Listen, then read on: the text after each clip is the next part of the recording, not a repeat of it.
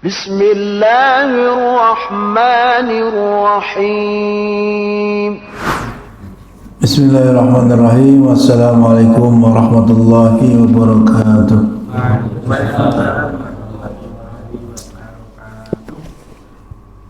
Alhamdulillahi rabbil alamin. Wassalatu wassalamu ala sayyidil anbiya'i wal mursalin wa ala alihi wa sahbihi wa man tabi'ahum bi ihsanin ila yaumiddin, amma ba'd.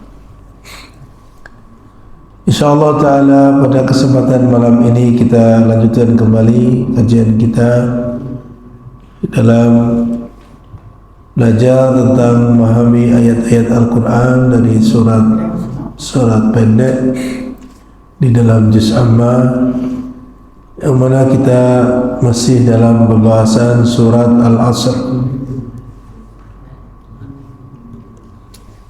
Pada pertemuan sebelumnya, sifat yang pertama yang kita baca dari pengecualian orang-orang yang dikatakan oleh Allah sebagai orang yang rugi, yaitu illal ladzina amanu.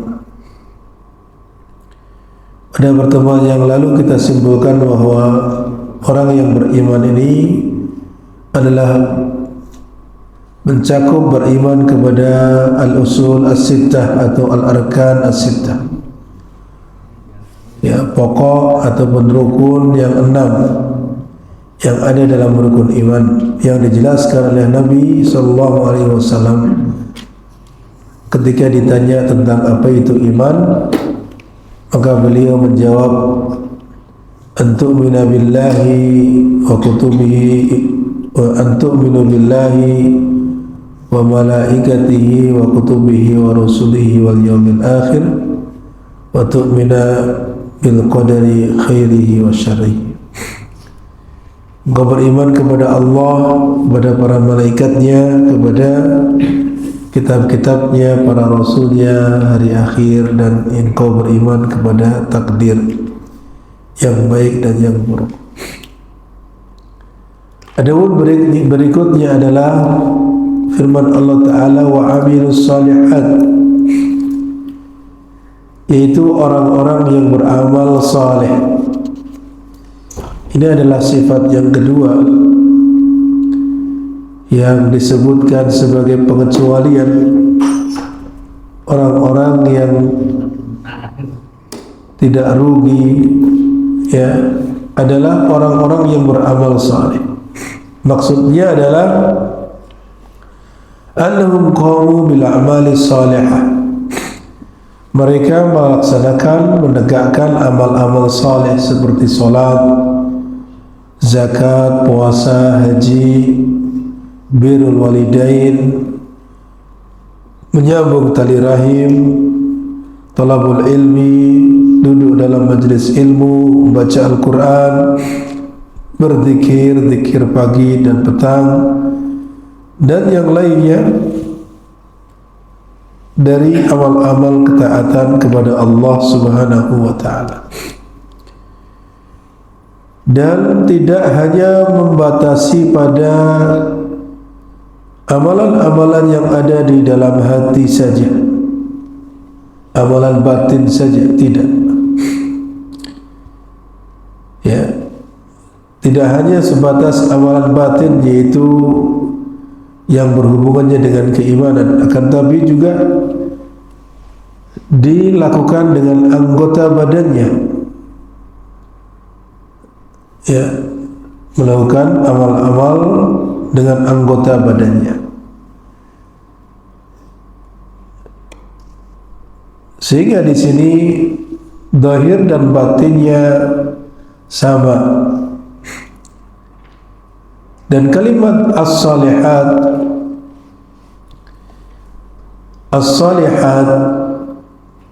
kalimat beramal saleh dikatakan amal saleh, ya, amal itu disebut sebagai amal saleh kalau mencakup dua hal, artinya memenuhi dua perkara.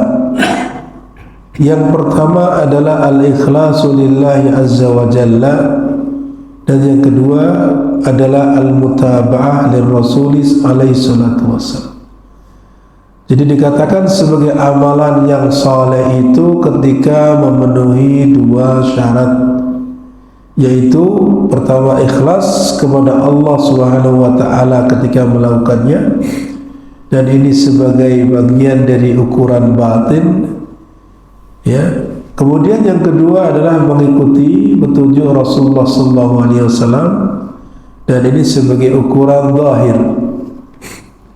Ya, batinnya betul-betul ikhlas dalam melaksanakannya, dan zahirnya betul-betul mengikuti petunjuk Rasulullah sallallahu alaihi wasallam. Yang demikian itu bahwa amal yang dilakukan apabila tidak ikhlas tentunya akan tertolak, ya. Sebagaimana Allah Ta'ala menyebut, Allah Ta'ala berfirman di dalam hadis qudsi yang diriwayatkan oleh Nabi sallallahu alaihi wasallam, di mana Allah Ta'ala berfirman, ala aghna syuraka'i 'ani syirki. Saya tidak membutuhkan sekutu ke sekutu, ya, aghna syuraka 'ani syirki. Saya tidak butuh kepada sekutu-sekutu untuk disekutukan, untuk dijadikan sebagai tandingan. Man 'amila 'amalan asyraka fihi ma'i ghairi, ya taraktuhu wa syirkahu. Barang siapa yang mengamalkan suatu amalan lalu dia menyekutukan aku di dalamnya, berbuat syirik di dalam amalan tersebut bersamaku kepada selainku, maka aku tinggalkan dia, ya, dan juga kesyirikannya. Ya, artinya Allah tidak membutuhkan kalau amalan itu disekutukan. Allah tidak butuh, ya, sekutu. Oleh karena itu ketika amalan itu dilakukan dengan tidak ikhlas, ini berarti menyekutukan Allah ketika beramal, sehingga amalan itu ditolak. Kalaulah misalkan seorang sholat ingin dilihat manusia, yang disebut dengan riya. Seseorang bersedekah misalkan supaya dilihat manusia, atau menuntut ilmu, menghadiri majelis ilmu, menghafalkan ilmu, tujuannya supaya dilihat oleh manusia, terkenal sebagai penghafal Al-Quran, sebagai qurra, sebagai ahli qiraah, atau sebagai hafid Quran misalkan.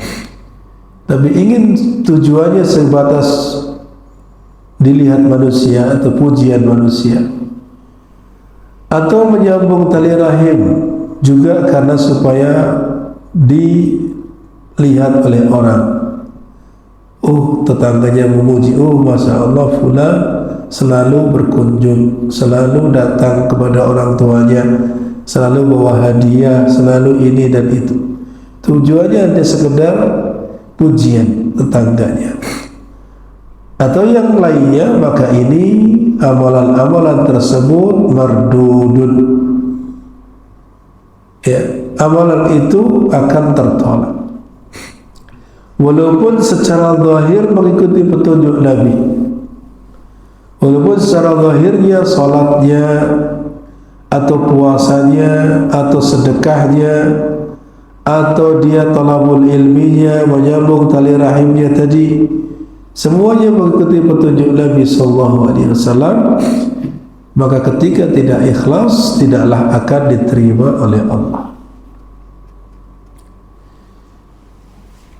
Sebaliknya demikian pula kaitannya dengan syarat yang kedua, ittiba, mengikuti petunjuk Rasulullah SAW. Ini ukuran zahir.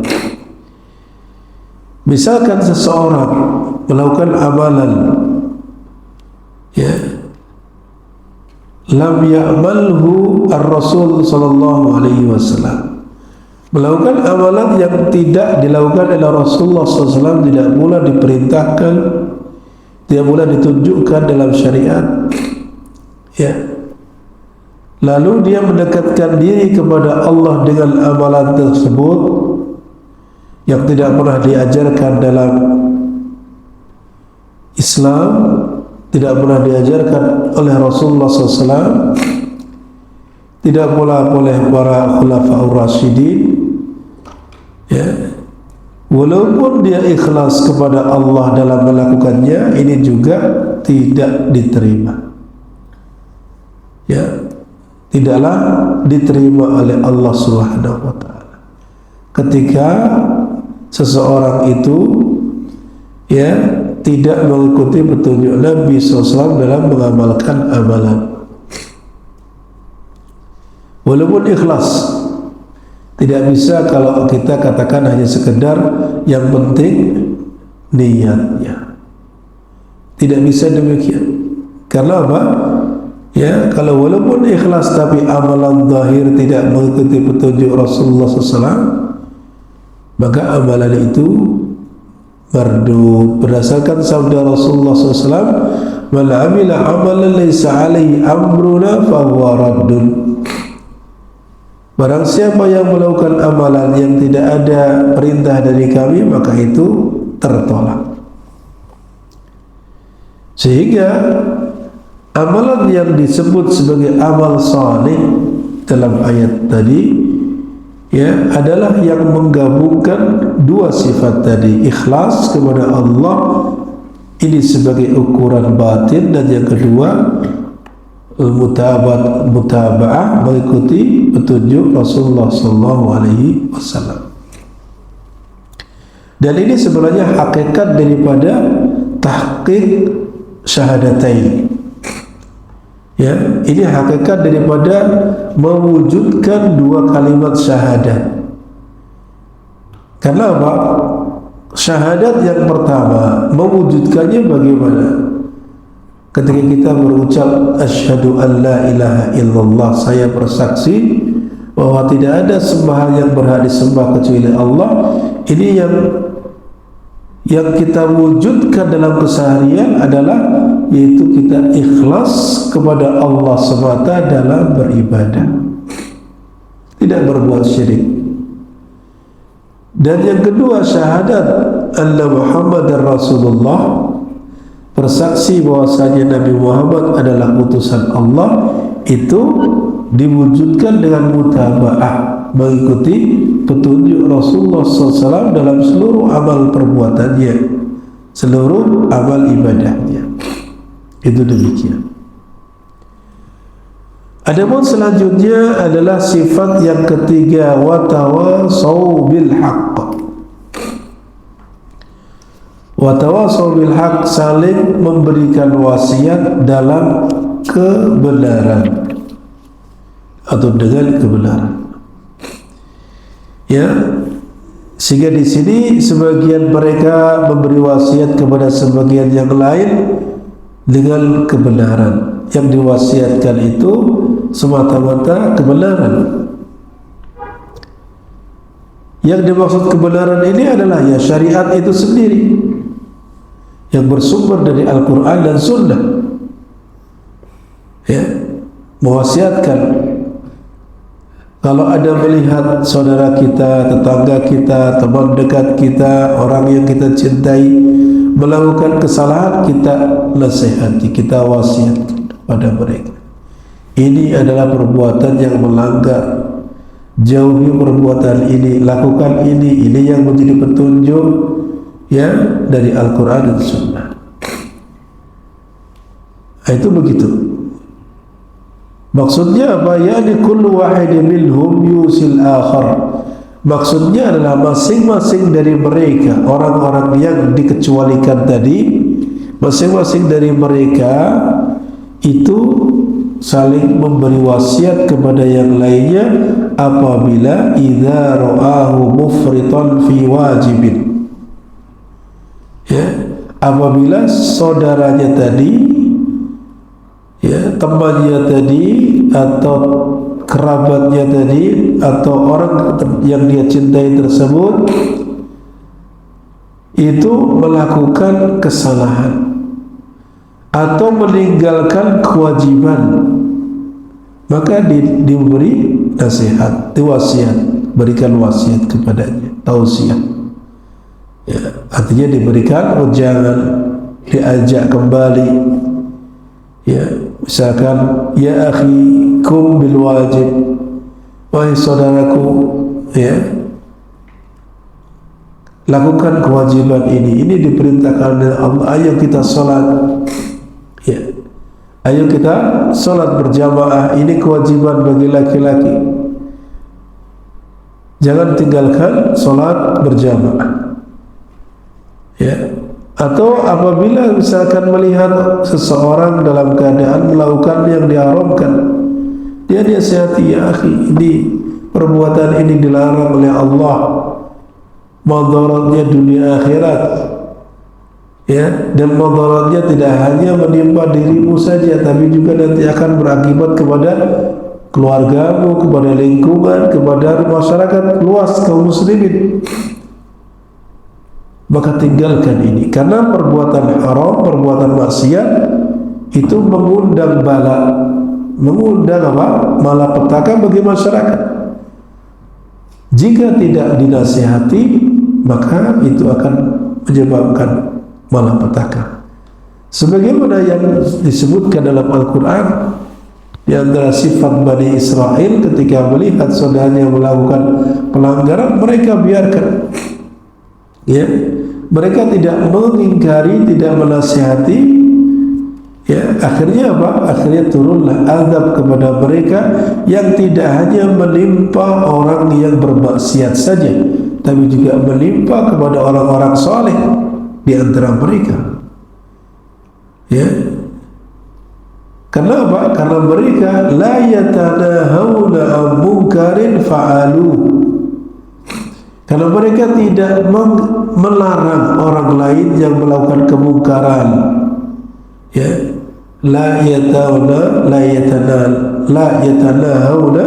an munkarin. Mereka tidak mencegah, tidak melarang kemungkaran yang mereka lakukan di antara mereka, ya, menganggap bahwasanya sudahlah itu urusan dia, saya urus saya sendiri, sehingga kemungkaran yang terjadi tidak dihiraukan. Akhirnya ketika azab turun, tidak hanya menimpa yang bermaksiat saja, tapi menimpa kepada yang lainnya juga.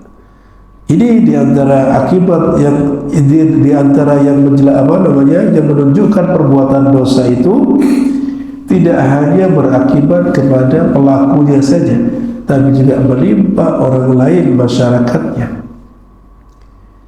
Misalkan ada masyarakat yang mereka tidak mau bayar zakat, mereka tidak mau menegakkan salat, ya, lalu tertimpa kepada mereka kekeringan, tertimpa kepada mereka kemarau panjang misalnya. Ini tidak lain akibat daripada perbuatan mereka sendiri, ya. Ketika orang-orang soleh di antara mereka tidak mau menasihati, maka akibatnya sangat fatal,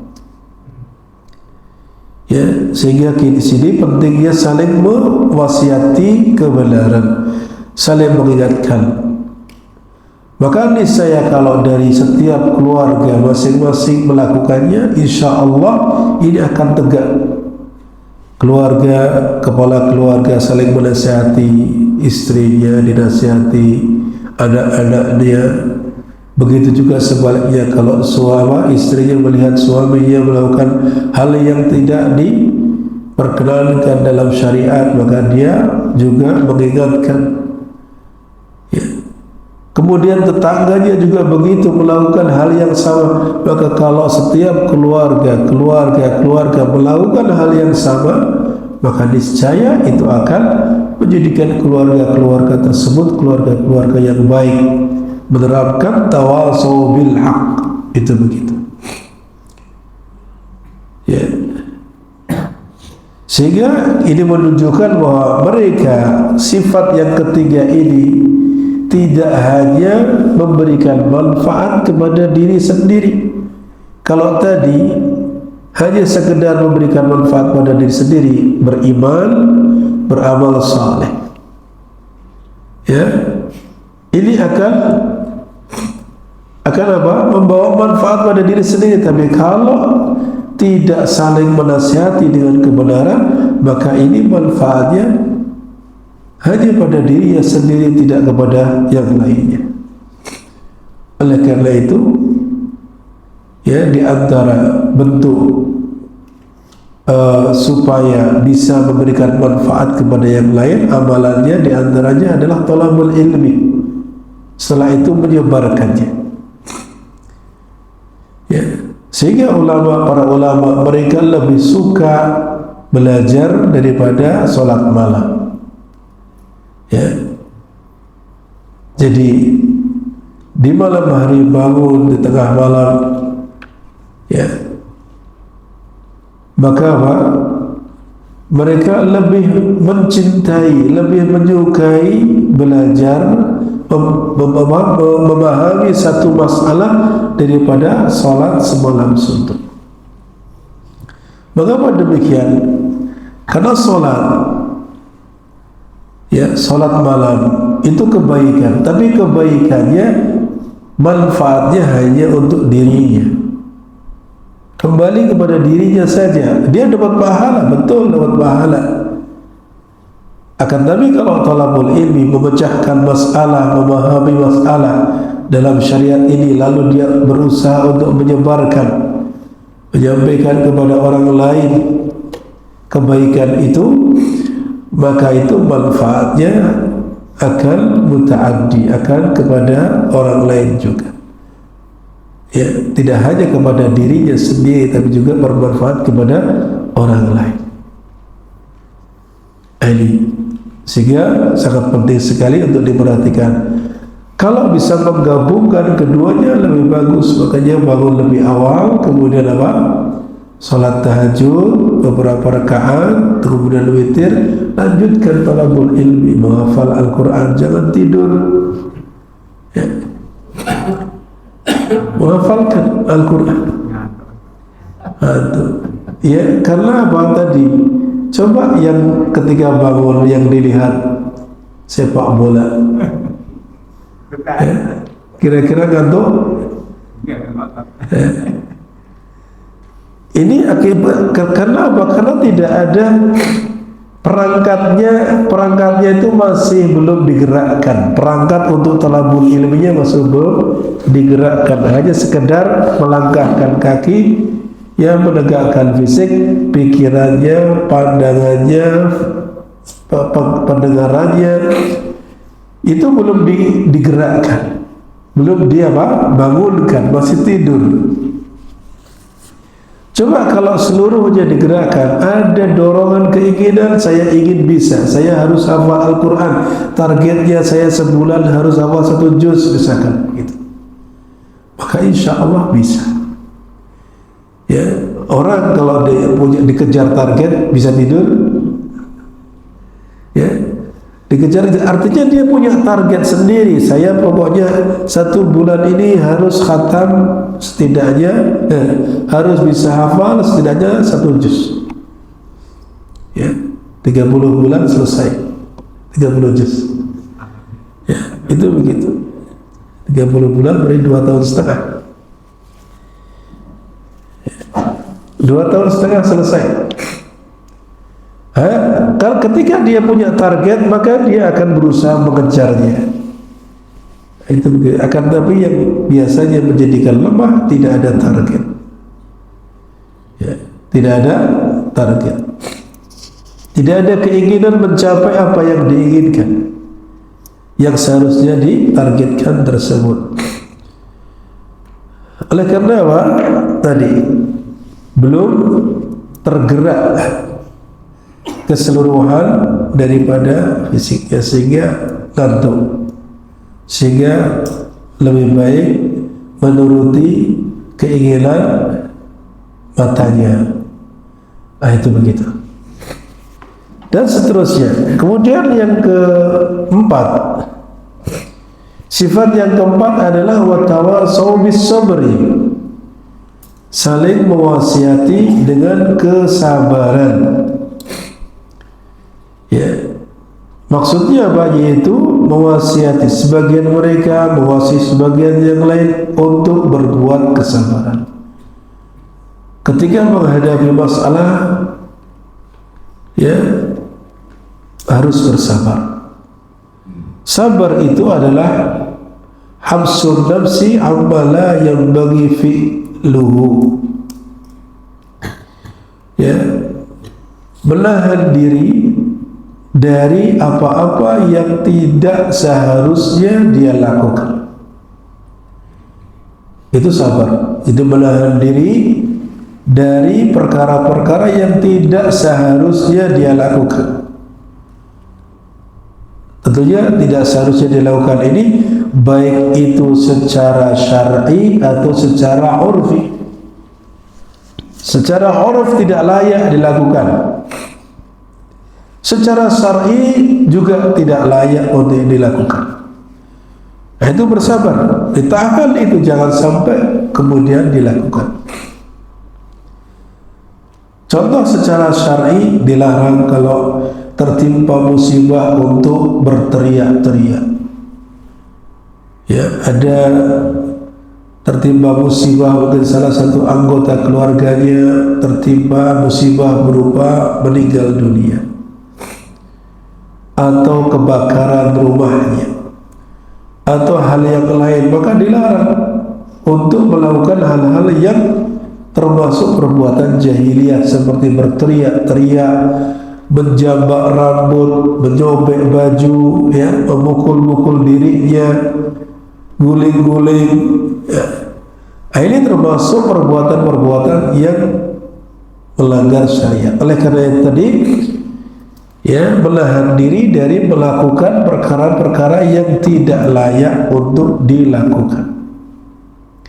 Para ulama membagi kesabaran ini di dalam 3 bagian. Yang pertama, as-sabru atau sabrun ala ta'atillah. Yang kedua, sabrun an maharimillah. Dan yang ketiga, sabrun ala aqdarillah. Ya, sabar menghadapi ketaatan kepada Allah. Sabar ketika dia melaksanakan ketaatan kepada Allah, butuh kesabaran. Yang kedua, sabar ketika meninggalkan apa yang Allah haramkan. Karena pasti akan ada rasa berat, ada rintangan, ada gangguan. Ya. Kemudian yang terakhir adalah sabar ketika tertimpa takdir Allah yang menyedihkan, yang menyakitkan, yaitu berupa musibah. Ya. Yang pertama kaitannya dengan sabar ketika melakukan ketaatan. Ya, as-sabru ala ta'ah. Sabar ketika apa? Ketika melaksanakan ketaatan, karena orang yang taat itu banyak rintangan. Banyak sekali rintangan. Contohnya ketika melaksanakan salat jamaah, ada saja halangannya. Entah itu faktor dalam atau faktor luar, internal ataupun eksternal. Faktor dari dirinya sendiri dalam, ya, malas. Nah, ini faktor yang paling berat itu. Kalau sudah malas, ya tidak akan berangkat. Ya. Ini faktor apa? Dari dalam, tidak mau berangkat ke masjid untuk sholat berjamaah.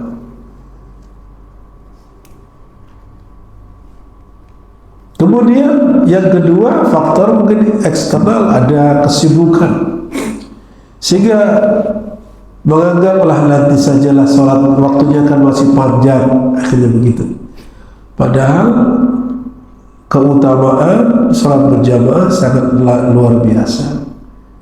Tinggalkan perkara-perkara duniawi ketika sudah waktunya sholat, apalagi laki-laki, dengan cara berjamaah. Ya, la yadhhab ilal masjid yaqulu usalli fil bait, di mana dia tidak berangkat ke masjid lalu dia mengatakan, oh saya sholat di rumah saja, saya kan sudah melaksanakan kewajiban, sehingga dia malas. Maka kalau ada yang seperti ini, katakan kepadanya, wahai saudaraku, sabarlah, ya, sabar kepada dirimu sendiri, jangan sampai engkau, ya, menyia-nyiakan. Tapi apa? Paksakan supaya engkau melaksanakan kewajiban ini. Ini bagian dari kewajiban. Ya. Agar engkau bisa sholat berjamaah. Dan masih banyak sekali contoh-contoh yang lain. Contoh sedekah juga. Bersedekah begitu, ya, wah kebutuhan saya banyak, ya, kebutuhannya banyak. Ya, kebutuhan kalau dihitung tidak ada habisnya, tidak akan ada habisnya. Dia tidak akan pernah bisa bersedekah kalau melihat kebutuhan dirinya, apalagi yang memang pendapatannya pas-pasan misalkan, ya. Maka apa? Ya di sini harus tadi bersabar, menahan hal-hal yang dalam kebutuhannya ini masih bisa dipending, masih bisa ditunda, atau masih bisa didahulukan yang lain. Maka usahakan demikian. Entah itu kecil nilainya, ya, yang penting usahakan terbiasakan dengan bersedekah. Ini butuh kesabaran yang seperti ini. Thalabul ilmi juga begitu. Thalabul ilmi itu menuntut apa? Harus persiapan, berangkat ke majelis ilmu, harus siap, ya, apa yang menjadi catatan nanti supaya dia tidak hanya sekedar ciping, apa itu? Baik kau yang bilang, ya. Ini thalabul ilmi dicatat, ilmunya diserap. Ya, wah saya sudah pelupa Ustaz. Ya walaupun saya mencatat juga lupa-lupa juga, yes. Yang penting saya datang dapat berkah majelis ilmu, masih lumayan, mending dapat keberkahan majelis ilmu. Ya. Daripada apa? Daripada kemudian dia beralasan, lah saya malas datang majelis ilmu, saya juga tidak bisa paham apa yang disampaikan Ustaz, tidak ngerti-ngerti, lebih baik saya tidur di rumah atau dengarkan atau lihat TV. Bah, ini termasuk pintu syaitan. Ya, padahal tadi duduk saja di majelis ilmu, walaupun dia tidak ngerti apa yang disampaikan, dapat berkah majelis ilmu, dapat pahala insyaallah taala. Ini maka jauhkan tadi sifat-sifat tadi, butuh kesabaran memang melaksanakan ketaatan itu. Sholat berjamaah di waktu subuh, ya, bangun berat, ya, kemudian datang menuju masjid masih gelap juga berat. Ini apa? Termasuk butuh kesabaran. Lebih-lebih ketika ibadah itu membutuhkan fisik yang kuat, membutuhkan harta yang banyak, maka di sini butuh kesabaran lebih. Lebih lagi membutuhkan pengorbanan berupa nyawa, jihad fisabilillah. Wah, ini butuh kesabaran yang lebih.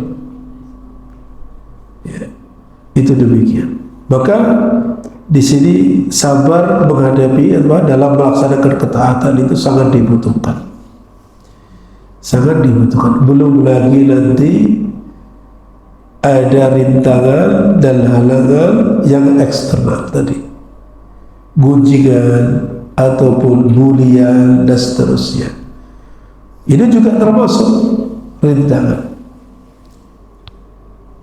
Baik, sudah waktunya, silakan nonton dulu.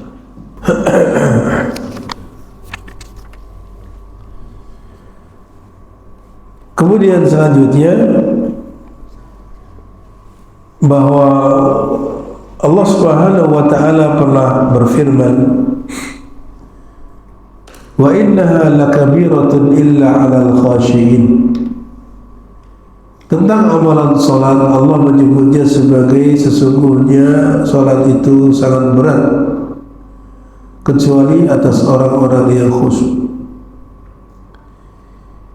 Ya, ini menunjukkan bahwasanya ibadah itu ya, di dalam melakukannya itu memang ada rasa berat. Kecuali kepada mereka yang khusyuk. Khusyuk itu dimulai dari hati. Ya, khusyuk itu aslinya amalan hati. Berangkatnya dari hati. Ketika dia mengagungkan Allah, mengenal Allah dengan dekat dan mengagungkan Allah, niscaya dia akan bisa khusyuk. Tidak mungkin seseorang ketika hatinya tidak khusyuk lalu badannya bisa khusyuk. Nah, orang-orang yang mengagungkan Allah dalam melaksanakan ibadah, entah sholat atau yang lainnya, maka dia akan tidaklah merasa berat. Itu demikian. Sehingga butuh saling menasihati, saling menguatkan antara satu dan yang lainnya dalam rangka melaksanakan ketaatan kepada Allah. Kemudian yang berikutnya saling bersabar, menasihati dalam melakukan kesabaran ketika menghadapi maksiat. Ada sebagian orang yang barangkali terdorong hawa nafsunya untuk melakukan perkara-perkara yang haram. Ya, apalagi seperti zaman sekarang ini, muamalah, hampir semua muamalah masuk ke dalamnya riba. Ya, masuk ke dalamnya riba. Jual beli sekarang hampir semua dikreditkan. Ya, sampai perkara-perkara yang kecil online bisa kredit. Yang mana ketika kredit pinjol itu pakai riba. Ya, itu begini. Maka ini kalau tidak bisa menahan diri, bersabar, saya belanja yang saya punya saja. Ya, kalaupun dia kredit tidak perlu pakai ya tadi online atau pinjaman yang mengandung riba. Boleh jual beli kredit, tidak ada larangan selama tidak ada muamalah riba di dalamnya.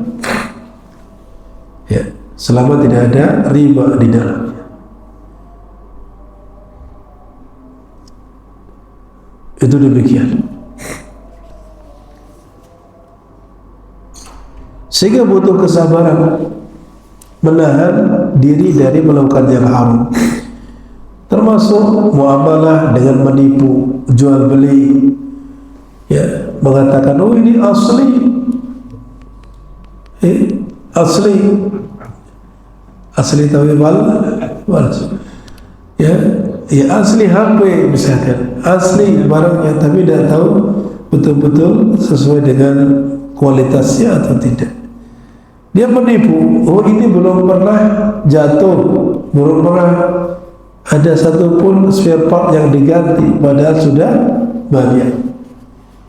Nah, maka yang seperti menipu, walaupun jual belinya secara hukum sah, tapi dia telah menipu orang lain. Perbuatan menipu adalah perbuatan dosa, yang hasilnya tentunya juga haram.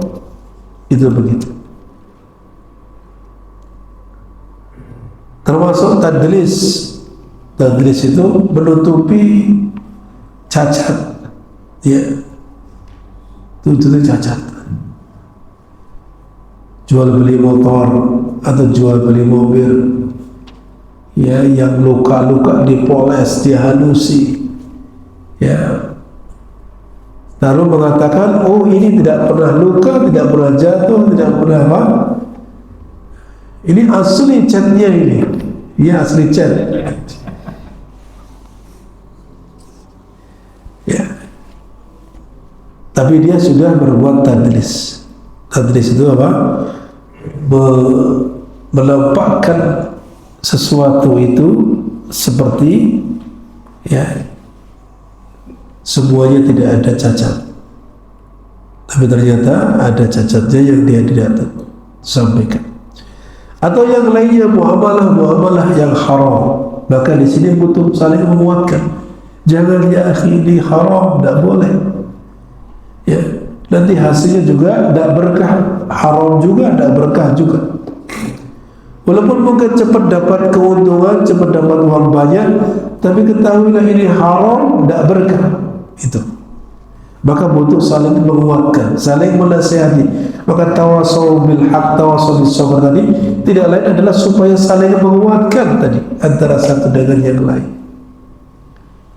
Sabar itu butuh dikuatkan kesabarannya ketika ada yang menasihati. Ya. Dia akan semakin tenang ketika ada yang menguatkan. Jangan sampai melakukan ini tidak boleh, ayo kerja, ayo lakukan yang lain, begitu. Jangan justru didukung. Ya, itu sama halnya menjerumuskan. Itu sabar ya dari melakukan kemaksiatan. Jangan sampai melakukan kemaksiatan. Bersabar, tahan diri, begitu. Adapun yang ketiga tadi, sabar dalam menghadapi takdir Allah yang menyakitkan, yang mengecewakan, ya, dalam artian yang menyebabkan dirinya berat untuk menerimanya.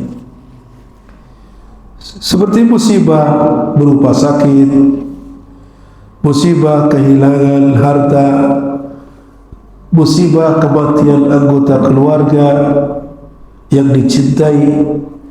Maka di sini butuh dikuatkan supaya apa? Bersabar, saling menasihati dalam kesabaran. Ya akhi, bersabarlah. Ini semua bagian dari ketetapan Allah yang kita tidak bisa menghindari. Itu sudah takdir Allah. Ya, karena apa? Kalau sudah terjadi, itu sudah takdir Allah. Kalau belum terjadi, itu belum takdir. Masih bisa kita usahakan dengan cara berdoa, melakukan sebab-sebab untuk menghindari dan seterusnya. Tapi kalau sudah terjadi, musibah terjadi, maka katakan ini sudah ketetapan Allah, tidak bisa dihindari. Maka yang ada adalah kita harus bersabar. Ya, kalau sakit bersabar ya dengan cara melakukan sebab-sebab supaya disembuhkan dan seterusnya. Ya, maka dikuatkan supaya bersabar menghadapi musibah yang melimpah. Ya. Di mana Rasul sallallahu alaihi wasallam saja ketika ada salah satu putrinya ya meninggal dunia anaknya, maka Nabi SAW mengatakan kepada salah satu putrinya tersebut agar bersabar. Illa lillahi ma akhadha wa lahu ma a'ta. Sesungguhnya milik Allah itu apa yang dia ambil. Ya, apa yang dia ambil itu milik Allah. Wa lahu ma a'ta, dan miliknya lah apa yang dia berikan. Wa kullu syai'in indahu bi ajalin musamma, dan segala sesuatu itu di sisinya ada waktunya sendiri, ada batas waktunya. Kapan Allah tetapkan batas waktunya untuk meninggal, ya sudah, tetap dia akan meninggal. Ya. Kemudian apa? Famurha, dan perintahkan kepadanya. Ini pesan ketika itu ada yang mengabarkan salah satu anak putrinya meninggal dunia. Maka Nabi SAW menyampaikan pesan ini supaya disampaikan kepada putrinya. dengan mengatakan inna lillahi ma akhadha wa lahu ma a'ta wa kullu syai'in indahu bi ajalin musamma famurha, perintahkan kepadanya, maksudnya kepada putrinya yang kehilangan anak tadi, yang anaknya meninggal dunia, fal tasbir wal tahtasib, bersabarlah dan mengharapkanlah pahala dari musibah yang ada. Ya, ini menguatkan, saling menguatkan dengan supaya bersabar, lalu berharap kepada Allah agar diberikan ganjaran pahala dari musibah yang menimpa. Jadi segala urusan itu adalah semuanya milik Allah, maka ketika Allah mengambilnya, maka itu adalah hak Allah Subhanahu wa ta'ala. Sehingga kita tidak boleh kemudian berkeluh kesah, kemudian sampai murka dan seterusnya, karena itu semua adalah milik Allah. Ini sifat yang keempat, yaitu saling mewasiati dengan kesabaran. Sehingga orang-orang yang memiliki sifat-sifat tersebut, orang yang beriman, beramal saleh, saling mewasiati dengan kebenaran dan saling mewasiati dengan kesabaran, maka niscaya dia akan menjadi orang yang tidak rugi, ya, tidak rugi dunia dan juga akhirat. Maka demikian ini surat ini. Dan Imam Syafi'i rahimahullah pernah mengatakan, ya, law anzalallahu ya ala khalqi illa hadhihi surah lakafatuh. Kalaulah Allah Subhanahu wa ta'ala tidak menurunkan kepada makhluknya kecuali hanya surat ini saja, niscaya itu akan sudah mencukupinya. Maksudnya sudah mencukupi bagi mereka sebagai mau'idhah, sebagai dorongan agar mereka berpegang teguh dengan keimanan, berpegang teguh dengan amal saleh, dan berdakwah, mengajak, menyeru kepada Allah dan bersabar terhadap hal itu. Artinya, maksudnya adalah surat ini sudah cukup bagi makhluk seluruhnya, ya, dalam artian apa? Sebagai nasihat, dorongan kepada mereka agar melaksanakan syariat. Itu begitu. Jadi bukan berarti cukup, tidak perlu ada hukum ini, hukum itu yang dijelaskan, tidak, bukan itu. Maksudnya apa? Cukup bagi mereka sebagai apa? Dorongan, sebagai motivasi agar mereka mengamalkan Al-Quran, mengamalkan syariat Allah Subhanahu wa ta'ala. Demikian ini yang bisa kita sampaikan dari pembahasan surat Al-Asr. Mudah-mudahan bermanfaat. Sallallahu ala nabiyina Muhammad wa ala alihi wa sahbihi ajma'in. Subhanakallahumma wa bihamdika asyhadu an la ilaha illa anta astaghfiruka wa atubu ilaik. Assalamualaikum warahmatullahi wabarakatuh. Waalaikumsalam.